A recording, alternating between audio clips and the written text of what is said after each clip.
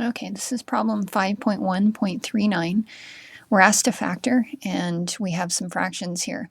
So when you're factoring with fractions, what you want to do is start by looking at the numbers that are in your denominator and ask yourself if you have a common factor amongst those denominators. If you don't, then as far as the numbers are concerned, you wouldn't have a greatest common factor. Okay, but in this problem, if I look at the denominators, they all share in common a 9.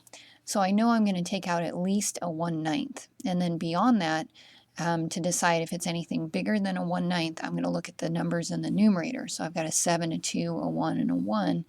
And those don't have a greatest common factor any bigger than a 1. So I am just, for the number portion, I am just taking out 1/9. For the variable portion of this, I'm going to take out x squared. Okay.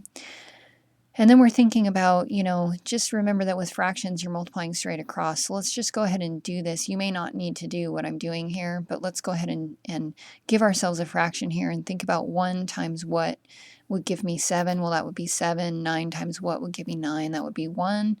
And then I would need an x to the 4th. And, if you don't need to give yourself a fraction here, that's fine. Okay.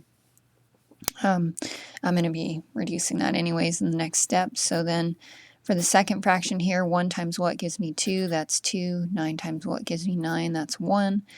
And then I need x to the 3rd to get the x to the 5th back if I was to multiply. And then I have a 1/9 here, and I've got a 1/9 here. So this is going to be 1 over 1.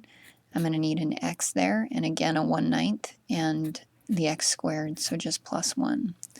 So if we reduce this one, it's 1/9 x squared times 7x to the 4th, 2x cubed plus x plus 1. Okay, and that's it in that problem.